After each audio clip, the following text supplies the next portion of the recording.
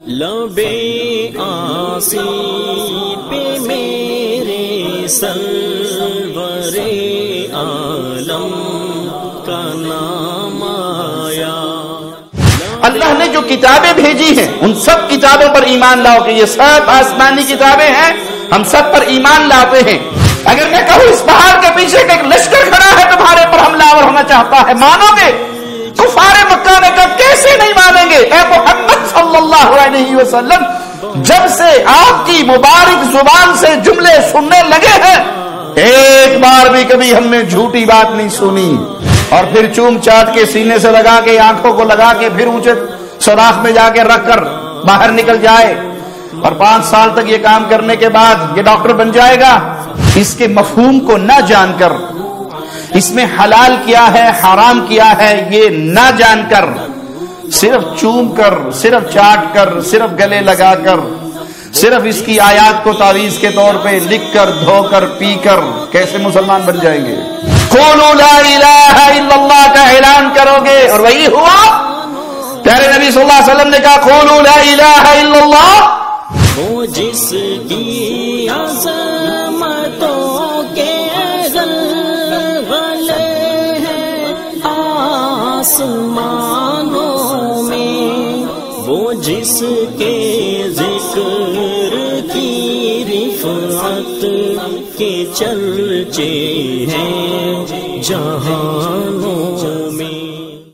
السلام علیکم ورحمۃ اللہ وبرکاتہ۔ ان الحمد للہ نحمده ونستعینه ونستغفره ونعوذ باللہ من شرور انفسنا ومن سیئات اعمالنا، من يهده الله فلا مضل له ومن يضلل فلا هادي له، اشهد ان لا اله الا الله وحده لا شريك له واشهد ان محمدا عبده ورسوله، اما بعد۔ اللہ مالک نے انسانوں کی ہدایت کے لیے انسانوں میں ہی سے آدم علیہ السلام کی اولاد میں سے انبیاء کی مبارک جماعت کو چنا اور ان انبیاء پر آسمانی کتابیں نازل فرمائی، صحیفے نازل فرمائے۔ ان انبیاء نے اپنی قوموں کو رب کی توحید کی طرف بلایا۔ تمام انبیاء کے سردار امام الانبیاء محمد الرسول اللہ صلی اللہ علیہ وسلم، آپ پر بھی اللہ کی کتاب نازل ہوئی قرآن حکیم کی صورت میں۔ قرآن حکیم سابقہ تمام آسمانی کتابوں کے احکامات کو منسوخ کر دیتا ہے۔ پیارے نبی صلی اللہ علیہ وسلم کی شریعت سابقہ تمام شریعتوں کے لیے ناسخ ہے۔ جس طرح رسول اللہ صلی اللہ علیہ وسلم کی تشریف آوری کے بعد کسی اور نبی کی نبوت مان کر انسان جنت میں نہیں جا سکتا کہ وہ رسول اللہ صلی اللہ علیہ وسلم کی نبوت کا انکار کرے اور سابقہ کسی نبی کی نبوت پہ اور ان کی شریعت پہ چلنے کا دعویٰ کرے تو یہ مسلمان نہیں ہے، کافر ہے۔ اسی طرح قرآن حکیم کے آ جانے کے بعد سابقہ کسی کتاب پر چلنے کا دعوے دار راہ حق کا راہی نہیں ہے۔ ہم ایمان لاتے ہیں سابقہ تمام کتابوں پر، انجیل پر، زبور پر، تورات پر، ہمارا ایمان ہے کہ یہ اللہ کی طرف سے نازل شدہ کتابیں تھیں، لیکن وقت کے گزرنے کے ساتھ ساتھ ان میں تبدیلیاں ہو گئی، کمی اور اضافے ہو گئے۔ اگر ان کتابوں کا کوئی تحریف شدہ حصہ ہمیں یقین کے ساتھ مل جائے کہ یہ تحریف شدہ ہے تو اس کا انکار لازم ہے۔ اگر ان کتابوں میں موجود کوئی مسئلہ کتاب و سنت، قرآن اور حدیث کے خلاف نہیں ہے تو ہم اس کا انکار نہیں کریں گے، اس پہ خاموشی اختیار کریں گے۔ لیکن قرآن حکیم پر ایمان لانے کا معنی یہ ہے کہ سابقہ تمام کتابیں منسوخ ہو چکی ہیں۔ ہمارا ایمان ہے کہ یہ کتابیں آسمانی تھی، سابقہ انبیاء پر نازل ہوئی، لیکن چونکہ اس میں تبدیلیاں ہو گئی لہذا ان کے احکامات تبدیل ہو گئے، اب ان پر عمل کرنے کا حکم منسوخ ہو گیا، کیونکہ آخری کتاب قرآن حکیم یہ وہ نور ہے جس نے قیامت تک جنت میں جانے کی خواہش رکھنے والوں کے لیے لازم ہے کہ وہ اللہ کی اس کتاب پر ایمان لائیں اور اسی پہ عمل کریں۔ آئیے رسول اللہ صلی اللہ علیہ وسلم کا فرمان سنتے ہیں۔ صحیح مسلم میں سیدنا عمر بن خطاب رضی اللہ عنہ وارضاہ بیان کرتے ہیں کہ سیدنا جبرائیل علیہ السلام نے رسول اللہ صلی اللہ علیہ وسلم سے جب ایمان کے بارے میں سوال کیا تو آپ علیہ السلام نے فرمایا ان تؤمن باللہ وملائکتہ وکتبہ ورسلہ والیوم الآخر، کہ تم ایمان لاؤ اللہ پر، اللہ کی وحدانیت پر، اس کے الہ برحق ہونے پر، وحدہ لا شریک ہونے پر، اس کی ربوبیت پر، الوہیت پر، اسماء و صفات پر، اللہ پر ایمان لاؤ، اللہ کی توحید پر ایمان لاؤ۔ اللہ پر ایمان لانے کے بعد وملائکتہ، اللہ کے فرشتوں پر ایمان لاؤ، اللہ نے جو کتابیں بھیجی ہیں ان سب کتابوں پر ایمان لاؤ کہ یہ سب آسمانی کتابیں ہیں، ہم سب پر ایمان لاتے ہیں، قابل عمل اس امت کے لیے اور قیامت تک آنے والی انسانیت کے لیے وہ کلام الہی قرآن حکیم ہے۔ اس سے پہلی کتابیں منسوخ ہو چکی ہیں، تو کتابوں پر ایمان لاؤ، ورسلہ، اللہ کے رسولوں پر ایمان لاؤ۔ تمام رسول، تمام انبیاء برحق ہیں، کسی کی ادنا سی گستاخی اسلام حرام قرار دیتا ہے، کسی ایک نبی کا انکار انسان کو وادی اسلام سے، وادی ایمان سے نکال دیتا ہے۔ اور آخرت کے دن پر ایمان لاؤ کہ سدا نہیں آ رہنا، لوٹنا ہے اللہ کی طرف، یہ جہاں ہمیشہ کا جہاں نہیں ہے، ایک دن آئے گا جب ہم نے لوٹ کر خالق و مالک کی طرف جانا ہے۔ وَتُؤْمِنُ بِالْقَدْرِ خَيْرِهِ وَشَرِّهِ، اور تم ایمان لاؤ تقدیر پر، اس کی خیر پر، بھلائی پر، تقدیر کے برے ہونے پر، اس پر تم ایمان لے کر آؤ۔ یہ ایمان کی ڈیفینیشن ہے، یہ ایمانیات ہیں، اس کے بغیر انسان مومن نہیں ہو سکتا۔ سیدنا عبداللہ بن مسعود رضی اللہ عنہ وارضاہ بیان کرتے ہیں کہ رسول اللہ صلی اللہ علیہ وسلم نے فرمایا لیس احد احب الیہ المدح من اللہ عز وجل، اللہ مالک سے بڑھ کر کوئی ایسی ہستی نہیں جس کو اپنی حمد و ثنا پسند ہو، تعریف پسند ہو۔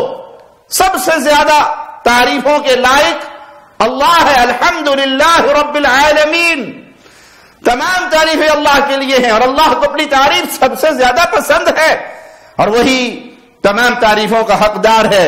من اجل ذلك مدح نفسہ، تمام تعریفوں کا حقدار اللہ ہے، وہی سب سے زیادہ لائق ہے کہ اس کی تعریف کی جائے، اسی بنا پر اس نے اپنی مدح فرمائی۔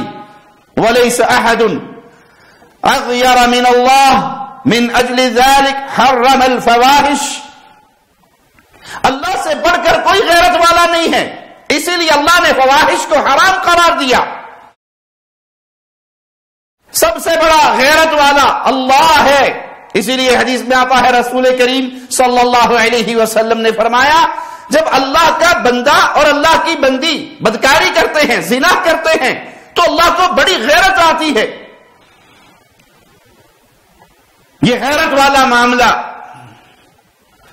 یہ ہمیں شریعت محمدیہ نے دیا ہے۔ رسول اللہ صلی اللہ علیہ وسلم نے ایک بار اپنے صحابہ سے پوچھا تم اپنی بیوی کے ساتھ نامحرم غیر محرم شخص کو دیکھو تنہائی میں تم کیا کرو گے؟ سیدنا سعد قریب بیٹھے تھے، کہنے لگے واللہ لأقتلنہما، اللہ کی قسم میں دونوں کی گردنیں کاٹ دوں گا۔ صحابہ نے تعجب سے دیکھا تو آپ نے فرمایا سعد کی غیرت پہ تعجب کرتے ہو؟ انا اغیر من سعد واللہ اغیر منی، میں سعد سے زیادہ غیرت والا ہوں اور رب سب سے بڑھ کر غیرت والا ہے، وہ مجھ سے بھی زیادہ غیرت والا ہے۔ تو دلوں میں غیرت ہوتی ہے جب ایمان ہوتا ہے، جو جو ایمان کمزور ہو جائے، گناہوں کی زندگی میں انسان ڈوب جائے تو ان کی غیرتیں ختم ہو جاتی ہیں۔ اللہ ہمیں حقیقی غیرت پہ زندہ رکھے، ایمانی غیرت پہ زندہ رکھے۔ تو سب سے بڑھ کر غیرت والا اللہ ہے، اسی لیے بے حیائی کو منع کیا ہے، فواحش کو منع کیا ہے، شیطانی راستوں پر بند باندھ دیے ہیں اسلام نے۔ ایک نوجوان آیا رسول اللہ صلی اللہ علیہ وسلم کے پاس اور کہا مجھے زنا کی اجازت دیجیے۔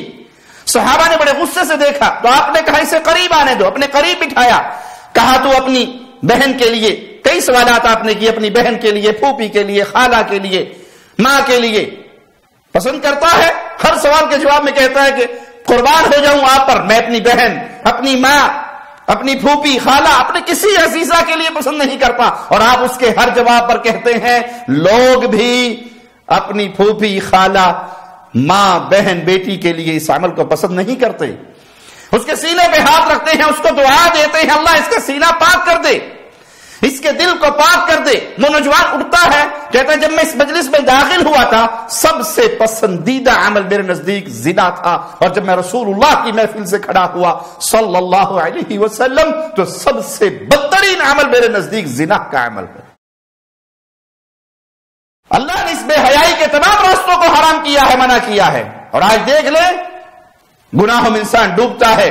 نوجوان لڑکے نوجوان لڑکیوں کے ساتھ گفت و شنید، گپے ہانکنا، پیار و محبت میں اور عشق معشوقی میں ڈوب جانا، اور پھر مولویوں کو فون کر کے مسئلے پوچھنا، مولوی صاحب کوئی وظیفہ بتا دو، جہاں میں شادی کرنا چاہتا ہوں جو میری محبت ہے وہ مجھے مل نہیں رہی، کوئی وظیفہ بتا دو۔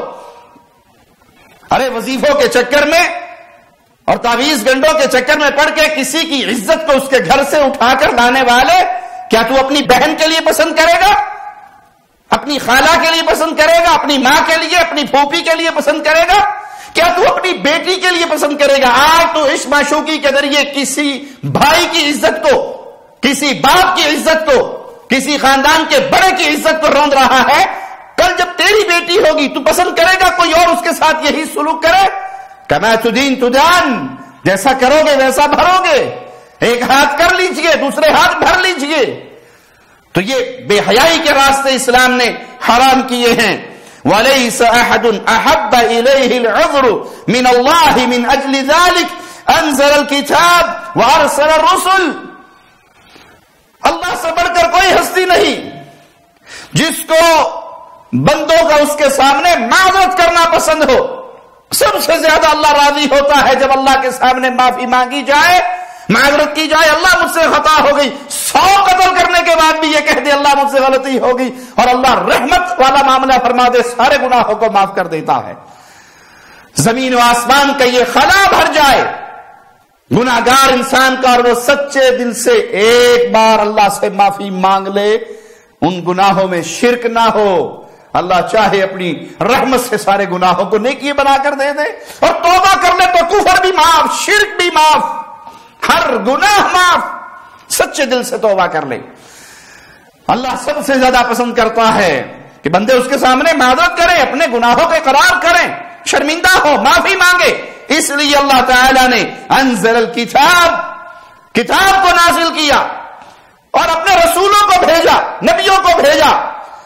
وہ نبی آئے، وہ رسول آئے، اس کتاب کو پڑھ پڑھ کے لوگوں کا تزکیہ نفس کیا، ان کو رب کی رحمتوں بھرے پیغام پہنچائے، ان کو پتھروں سے توڑ کر، مورتیوں سے توڑ کر، اولیاء اللہ کی عبادتوں سے توڑ کر، نیکوکاروں کی عبادتوں سے توڑ کر، انسانوں کی پوجا سے ہٹا کر انسانوں کے رب کی پوجا کا پیغام دیا۔ یہ کتابوں کا نازل کرنا، یہ رسولوں کا بھیجا جانا، کیوں؟ تاکہ اللہ کے بندے سابقہ زندگی پہ توبہ کر لیں، گناہوں والی زندگی پہ توبہ کر لیں، کفر والی زندگی پہ توبہ کر لیں، شرک والی زندگی سے توبہ کر لیں، اور ایمان کے راستے پہ چل پڑیں۔ سیدہ عائشہ رضی اللہ تعالی عنہا بیان کرتی ہیں کہ رسول اللہ صلی اللہ علیہ وسلم پر وحی کا آغاز سچے خوابوں سے شروع ہوا۔ آپ جو خواب دیکھتے وہ جلد ہی اللہ تعالیٰ اس کو سچا کر دکھاتا۔ اور یاد رکھیے، نبی وہ ہستی ہوتی ہے جس کا خواب بھی وحی ہوتا ہے۔ نبی کے علاوہ کسی کا خواب وہ وحی نہیں ہو سکتا۔ آج خوابوں کی بنیاد پہ شرک کے دھندے چل رہے ہیں۔ ایک پیر صاحب کی قبر یہاں پر تھی، پتہ لگا 100 کلومیٹر دور ایک اور گاؤں ہے، وہاں پر بھی پیر صاحب کی قبر بن گئی۔ یہ کیسے بن گئی؟ پیر صاحب تو وہاں دفن ہے، کہانی جی یہاں بھی ایک گاؤں کے چودھری صاحب کے خواب میں بابا جی آئے تھے کہ ایک قبر میری یہاں بناؤ.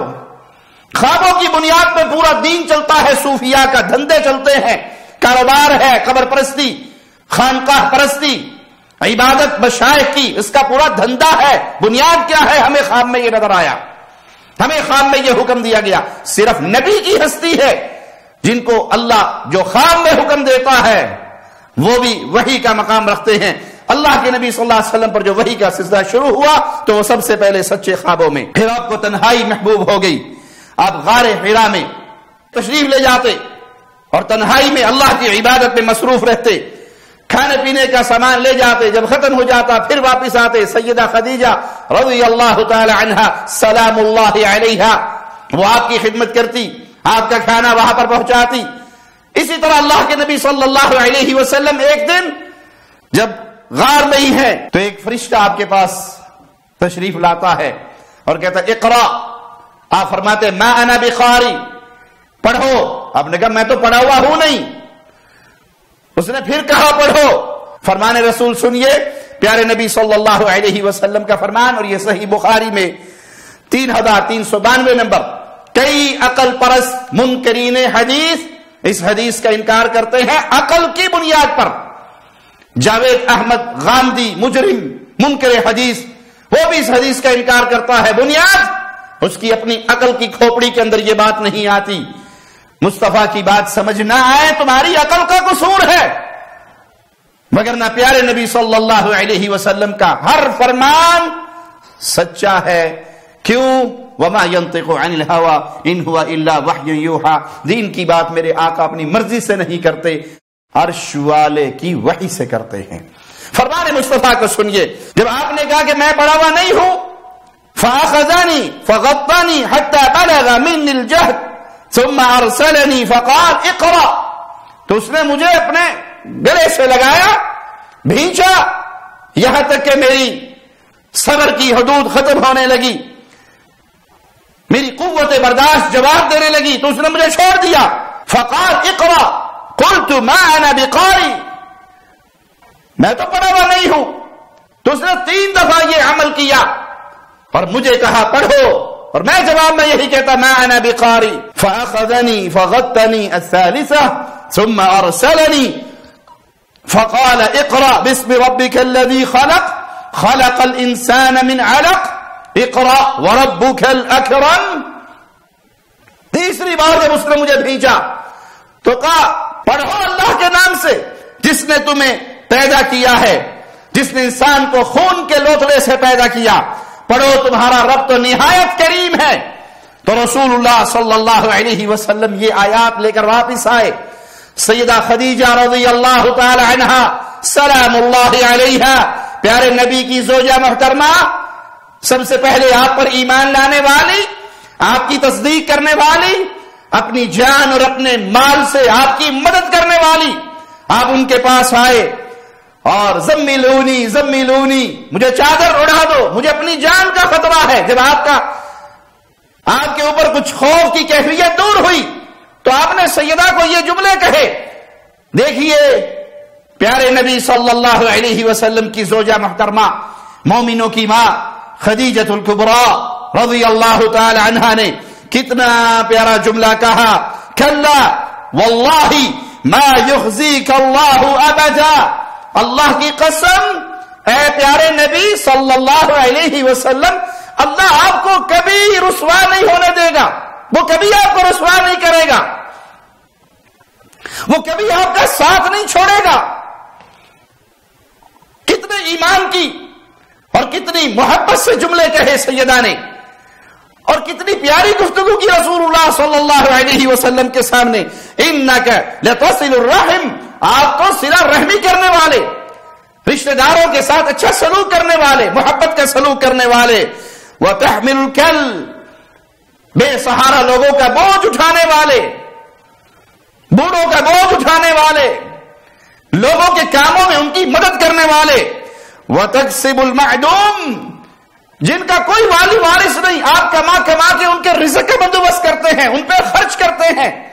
آپ رشتہ داروں کے ساتھ اچھا سلوک کرتے ہیں, آپ بوڑھوں کے ساتھ اچھا سلوک کرتے ہیں, آپ مہمانوں کے ساتھ اچھا سلوک کرتے ہیں. وَتُعِينُ عَلَى نَوَائِبِ الْحَقِّ، اور حق کے سلسلے میں پیش آنے والے مصائب میں مدد کرتے ہیں. آپ اللہ کی مخلوق کے ساتھ اتنی محبت کرتے ہیں اور ان کی ایسے تکریم کرتے ہیں، اللہ آپ کو کبھی تنہا نہیں چھوڑے گا. سیدہ نے نبی کریم صلی اللہ علیہ وسلم کو ساتھ لیا اور اپنے چچا زاد بھائی ورقہ بن نوفل کے پاس تشریف لے گئی اور کہا سنیے اپنے بھتیجے سے یہ کیا کہتے ہیں. جب اللہ کے نبی صلی اللہ علیہ وسلم نے وحی کی وہ کیفیت اور وہ ماجرا پیش کیا تو انہوں نے کہا یہ تو وہی فرشتہ ہے جو موسیٰ علیہ السلام پہ آیا کرتا تھا. کاش میں اس وقت جوان ہوتا جب آپ کی قوم آپ کو آپ کے وطن سے نکال دے گی. کاش میں اس وقت جوان ہوتا اور میں آپ کی کچھ مدد کر سکتا. یہ تو وہی ہے اللہ کی طرف سے، اور یہ فرشتہ ہے جو اللہ کی طرف سے آتا ہے. اب میں بوڑھا ہو گیا، نابینا ہو گیا، عمر میری بہت زیادہ ہوگی. کاش وہ وقت میری جوانی میں آتا، میں آپ کی مدد کرتا، آپ کی نصرت کرتا. تو نبی کریم صلی اللہ علیہ وسلم سوال کرتے ہیں اسے اب مخرجیہم، یہ میری قوم مجھے نکال دے گی؟ سبحان اللہ. پیارے نبی صلی اللہ علیہ وسلم کے سوال پہ غور کیجئے. یہ قوم جو صادق کہتی ہے، جو امین کہتی ہے، جو اپنی امانتیں میرے پاس رکھتی ہے، جو اپنے جھگڑوں میں فیصل مجھے مانتی ہے، جو سب سے بڑھ کے عزت میری کرتی ہے. ابو طالب نے سیدہ خدیجہ کے ساتھ نکاح کے موقع پر یہ جملے کہے تھے کہ کوئی ہے قریش میں جو رسول اللہ صلی اللہ علیہ وسلم، جو میرے بھتیجے محمد جیسا با اخلاق ہو، با کردار ہو. آپ نے دعوت اسلام دیتے ہوئے اہل مکہ کو کیا کہا تھا؟ 40 سال تمہارے اندر گزارے. هل وجدتمونی کاذبا، میری زندگی کا کوئی ایک لمحہ ایسا ہے جہاں تم انگلی رکھ کر کہہ سکو کہ محمد صلی اللہ علیہ وسلم فلاں موقع پہ آپ نے جھوٹ بولا تھا؟ اگر میں کہوں اس پہاڑ کے پیچھے ایک لشکر کھڑا ہے تمہارے پر حملہ آور ہونا چاہتا ہے، مانو گے؟ کفار مکہ نے کہا کیسے نہیں مانیں گے؟ اے محمد صلی اللہ علیہ وسلم، جب سے آپ کی مبارک زبان سے جملے سننے لگے ہیں ایک بار بھی کبھی ہم نے جھوٹی بات نہیں سنی. تو پیارے نبی صلی اللہ علیہ وسلم پوچھتے یہ مجھے نکال دیں گے؟ کہا ہاں، نبیوں کے ساتھ یہی سلوک ہوتا ہے، یہ نکالیں گے. کیوں؟ محمد بن عبداللہ ہونے کی وجہ سے آپ کی عزت کر رہے ہیں، آپ کے باکردار با اخلاق ہونے کی وجہ سے عزت کر رہے ہیں. لیکن جب پیغام توحید کا سناؤ گے، قولوا لا الہ الا اللہ کا اعلان کرو گے، اور وہی ہوا. پیارے نبی صلی اللہ علیہ وسلم نے کہا قولوا لا الہ الا اللہ. سگے چچا ابو لہب نے نعوذ باللہ ثم نعوذ باللہ کیا کہا؟ اے محمد تیرے ہاتھ ٹوٹ جائیں. اشوالے نے پیارے نبی کی طرف سے اس مشرک چچا کو جواب دیا تبت یدا ابی لہب وتب، ابو لہب تیرے ہاتھ ٹوٹ جائے، تو برباد ہو جائے. جب توحید کا پیغام آتا ہے، جب توحید کی دعوت کانوں سے ٹکراتی ہے تو غیر اللہ کے پجاری ان کے سینے آگ سے جل اٹھتے ہیں. وہ سگا چچا ہے، برداشت نہیں کر سکتا. پیغام توحید مشرکوں کو ہضم نہیں ہوتا. سیدہ عائشہ رضی اللہ تعالی عنہا بیان کرتی ہے کہ رسول اللہ صلی اللہ علیہ وسلم نے فرمایا جب آپ سے یہ سوال کیا گیا کہ آپ پر وحی کیسے آتی ہے تو آپ نے فرمایا احیانا یأتینی مثل سلسلۃ الجرس، بعض دفعہ اس وحی کا نزول جیسے گھنٹی کی آواز ہوتی ہے ویسے آتی ہے. وَهُوَ أَشَدُّهُ عَلَيَّ فَيُفْصَمُ عَنِّي، اور میرے لیے سب سے شدید بوجھ والی کیفیت یہی ہوتی ہے. پھر جب فرشتے کا پیغام مجھے یاد ہو جاتا ہے تو یہ کیفیت ختم ہو جاتی ہے. وَأَحْيَانًا يَتَمَثَّلُ لِيَ الْمَلَكُ رَجُلًا، اور بعض دفعہ فرشتہ انسانی شکل میں میرے سامنے آتا ہے. فَيُكَلِّمُنِي فَأَيَّ مَا يَقُولُ، وہ مجھ سے بات کرتا ہے، ہم کلام ہوتا ہے، جو وہ کہتا ہے میں اس کو یاد کر لیتا ہوں. وحی کا نزول کبھی اس کیفیت میں ہوا اور کبھی اس کیفیت میں. کبھی تو گھنٹی کی آواز کے اندر اس کیفیت میں وحی نازل ہوئی جو آپ پر بڑی شدید ہوتی تھی، جو آپ پر بڑی سخت ہوتی تھی۔ قرآن حکیم کا نزول ہوتا تھا، جب وحی سے فارغ ہوتی آپ کے ماتھے مبارک پر پسینہ آ جاتا، اور کبھی فرشتہ انسانی شکل میں آتا اور آ کر پیغام دیتا۔ یہ وحی کے نزول کی کیفیت ہے، یہ قرآن حکیم کے نزول کی کیفیت ہے۔ اس قرآن حکیم پر ایمان لانا اہل ایمان پر واجب ہے۔ جنت میں جانے کے لیے اسی زیور کو اپنانا ضروری ہے۔ کہنے دیجئے مجھے ایک جملہ، ایف ایس سی کرنے کے بعد کوئی طالب علم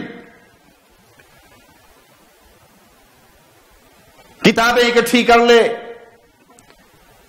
ڈاکٹر بننے کے لیے، ایم بی بی ایس کا کورس کرنے کے لیے بکس اپنے گھر میں لے آئے، بہترین خوبصورت غلاف میں میڈیکل کی یہ بکس وہ محفوظ کر لے، اور صبح دوپہر شام اس کو چومتا رہے، جب ٹائم ملے انگلش ریڈنگ کرتا رہے، انگلی پھیرتا رہے، اور پھر چوم چاٹ کے سینے سے لگا کے آنکھوں کو لگا کے پھر اونچے سوراخ میں جا کے رکھ کر باہر نکل جائے، اور 5 سال تک یہ کام کرنے کے بعد یہ ڈاکٹر بن جائے گا،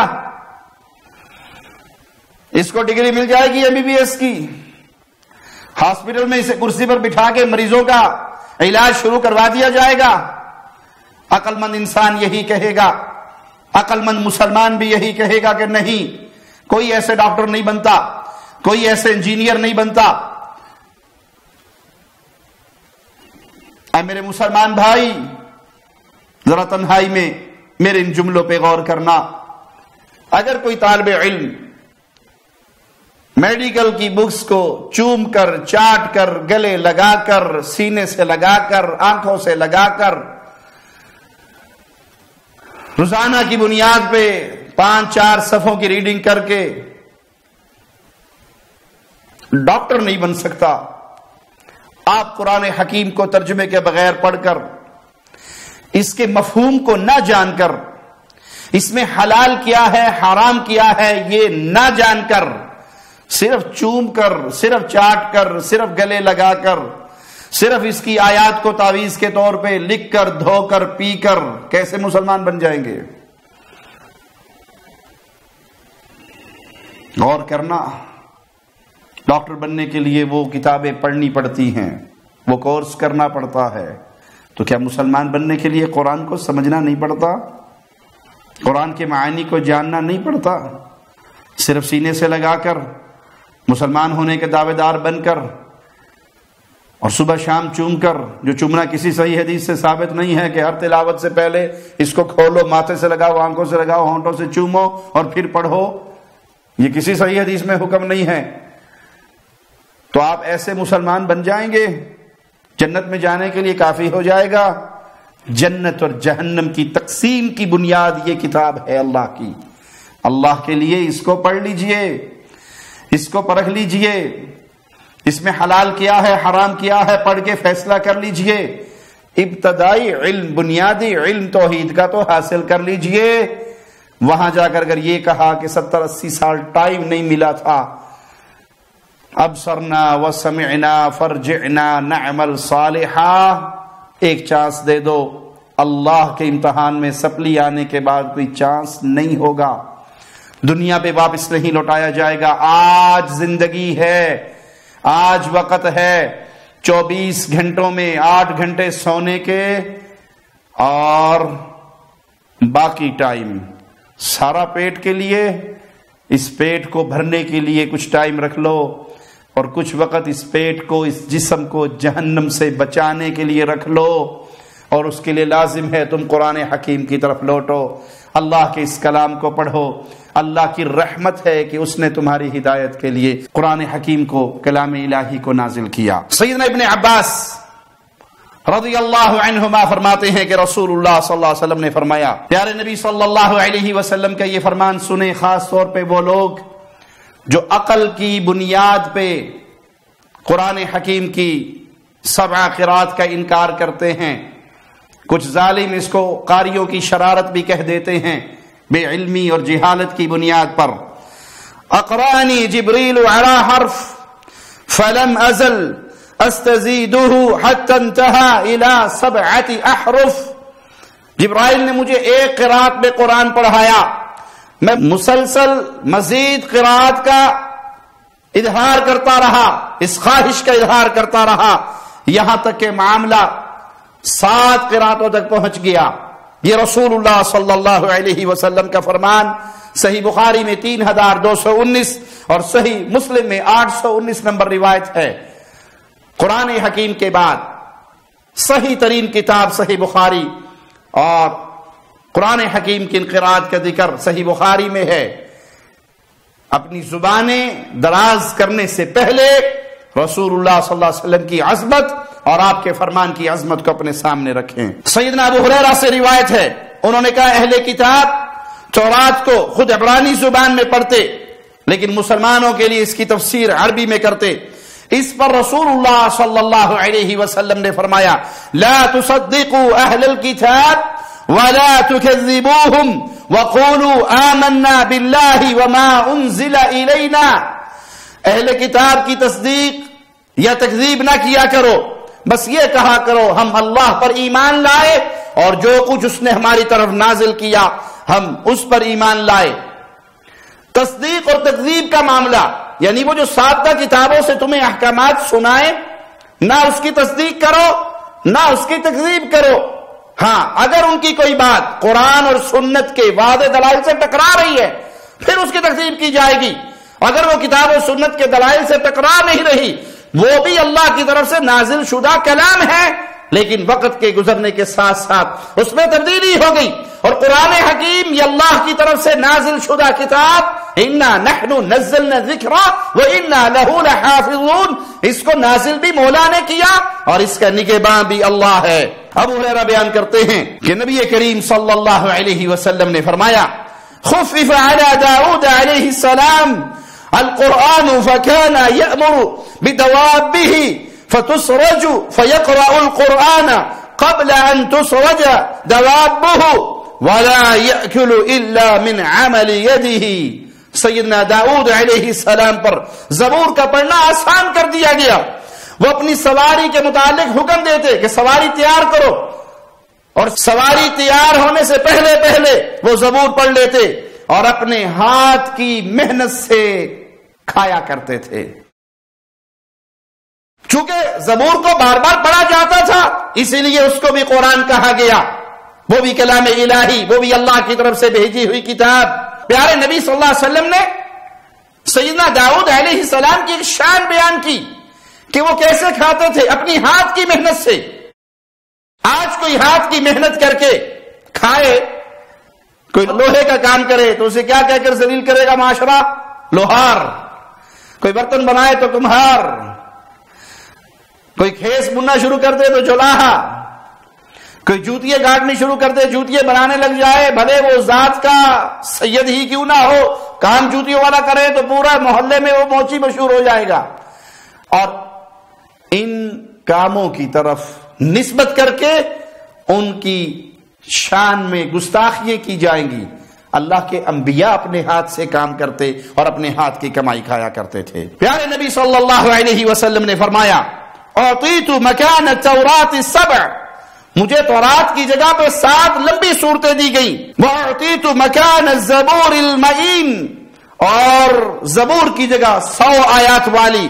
واعطیت مکان الانجیل المثانیہ، اور انجیل کی جگہ پر بار بار پڑھی جانے والی درمیانی صورتیں دی گئی۔